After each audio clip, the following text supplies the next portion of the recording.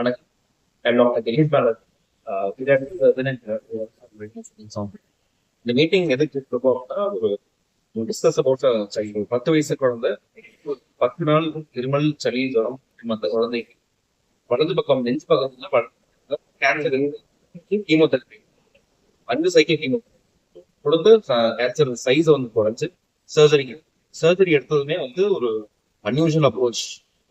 விளையாட பண்ணி போகிறது இல்லாம லேசர் சர்ஜரி பண்ண முடியல. கேன்சர் குழந்தைக்கு வந்து நெஞ்சு பகுதியில் இருக்க நெஞ்செலும்பு வந்து ஸ்பிளிட் பண்ணி தான் இருக்கிற கேன்சர் கட்டி இதயத்துல இருக்க ரத்த குழாய் இதயத்தையும் பட்டுட்டு கம்ப்ரஸ் பண்ணிட்டு இருந்ததுனால சர்ஜரி வாஸ் 6 மணி நேரம் சர்ஜரி, 1 கிலோகிராம் எடுத்துட்டு 4 நாள் வீட்டுக்கு அமிச்சிட்டோம். குழந்தை இப்போ 6 months after the surgery child is doing is able to do is regular sports activities எல்லாமே அதை கொண்டு எல்லாமே ஈஸியாக do without any issue. So is doing a good recovery. Follow up ஸ்கேனும் சீம்ஸ் பி நவ். இதுல கிரிட்டிக்கலா எங்களுக்கு இருந்தது வந்து intraoperative and post operative care. இருந்த கட்டியோட சைஸ் பெருசா இருந்ததுனால அவனுக்கு surgery was little difficult. So anaesthesia டீமோட ஹெல்ப் முதல் அண்ட் சர்ஜரி வெளியே வந்ததுக்கும் intensive care Karthik. So intensive கேரோட ஹெல்ப்பும் நிறைய தேவைப்படுது. ஹெல்ப் அண்ட் ரெக்கவரி ஆச்சு. ஸோ எய்டுனா இந்த மூச்சு சுவாசம் விடுறதுக்கும் குழந்தையோட பீங்கை மெயின்டைன் பண்றது, சர்ஜிக்கல் சிஸ்டம் வெளியே வரும் நிறைய தேவைப்படுச்சு. So after all these issues child is doing well.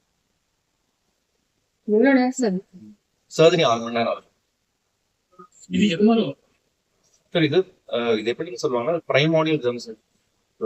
குழந்தை உருவாகிறப்போ குழந்தையோட உடம்புல நகர்ந்து குழந்தையோட வளர்ற அந்த கருப்பைக்கும் அந்த வளர்ற வரைப்பைக்கும் போய் உட்கார்றதுக்கு அந்த போர் பாதையில டைவர்ட் வந்து கேன்சரா மாறி. கேன்சர் கட்டினாலே இருக்க வேண்டிய இடத்துல அது கேன்சரா வாய்ப்புகள் வரும்.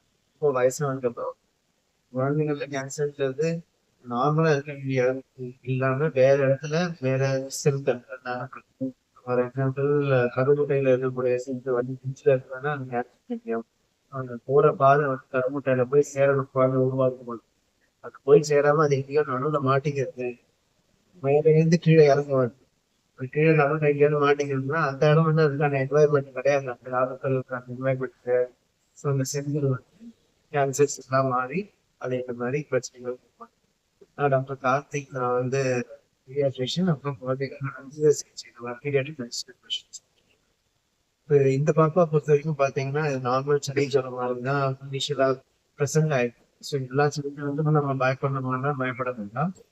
பட் ஆனா வந்து நம்ம சளி ஜுரம் ஒரு 2-3 நாள் கழிச்சு இருந்தாலே நம்ம டாக்டர் எக்ஸாமினேஷன் பண்ணும்போது இதயத்தை ஒட்டி இருந்ததுனால இல்லை நோய்கள் ஒட்டி இருந்ததுனால நம்ம டாக்டர் ஸ்டெப் வச்சு பார்க்கும்போது ஒரு சில அறிகுறிகள் தென்படும். அந்த அறிகுறிகள் தென்படும் போது நம்ம வந்து எக்ஸ்ரேல நமக்கு ஏதாவது டவுட்ஸ் இருந்து அதுக்கப்புறம் ப்ரொசீட் பண்ணும்போது நமக்கு வந்து தெரிய வரும் இது வந்து பிரச்சனைகள் வேற எங்கேயோ இருக்கு. இந்த பாப்பா பொறுத்த வரைக்கும் நமக்கு சேலஞ்சு, அதாவது ஆப்ரேஷனுக்கு முன்னாடி ஆப்ரேஷனுக்கு முன்னாடி இது எந்த கேன்சர் கட்டின்னு கண்டுபிடிக்கிறது. இது வந்து பரவக்கூடிய கேன்சர் கட்டியா இல்லை இதே இடத்துல இருக்கக்கூடிய கேன்சர் கட்டியா. ஸோ அதுக்கு நம்ம ஒரு சில டெஸ்ட், பயாப்சி இதெல்லாம் பண்ண வேண்டியதா. ஸோ இந்த கேன்சர் கட்டி ரொம்ப பெருசா இருந்தது. ரொம்ப அதாவது கிட்டத்தட்ட ஒரு 13 சென்டிமீட்டர் இருந்தது கேன்சர். அந்த பாப்பாவுக்கு பார்த்தீங்கன்னா 15 சென்டிமீட்டர்ன்றது ஒரு நுழைகிறது ஃபுல்லா அழுத்துற மாதிரி அந்த அளவுக்கு ஒரு பெரிய கேன்சர். ஸோ இந்த கேன்சர் கட்டி வந்து எல்லா இடத்துலையும் இருதயம் மேல, இருதயத்திலிருந்து வெளியில ரத்த குழாய்கள் மேல, அப்புறம் நுரையீரல் மேல அழுத்தம் தெரிவிக்கும் போது நம்ம வந்து ஒரு டெஸ்ட் எடுக்கிறதுக்கு நம்ம ஒரு மைக்ரோ ஊசி போடணும்னா கூட நமக்கு டேஞ்சர். ஏன்னா அது மயக்க ஊசி போடும்போது பாப்பாவுக்கு அந்த அழுத்தம் இன்னும் அதிகமாயிடுச்சு அப்படின்னா சடனா வந்து ரத்த குழா ஃபுல்லா பிளாக் ஆகுதுனால ரிஸ்க் இருக்கு, நுரையீரல் ஃபுல்லா பிளாக் ஆகுதுனால ரிஸ்க் இருக்கு.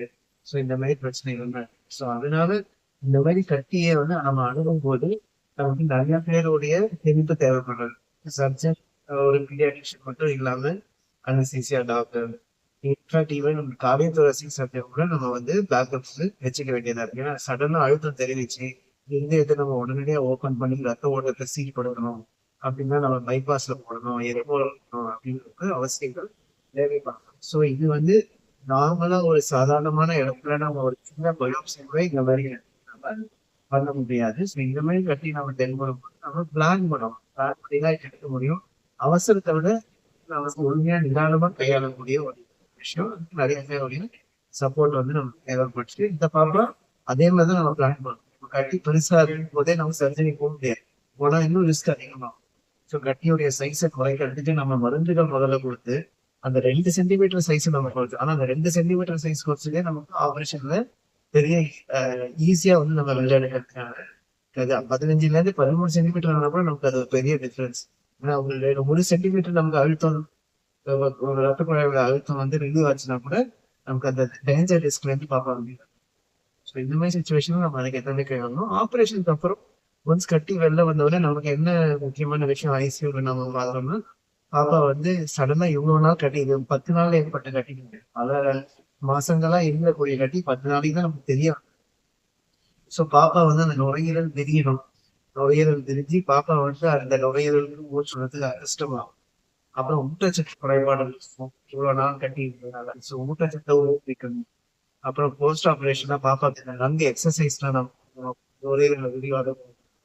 ஸோ அதெல்லாம் கொடுத்து நுரையீரல் நல்லா விரிஞ்சு பாப்பா ஆக்சிஜன் இப்போ ஆரோக்கியமா இருக்காங்க.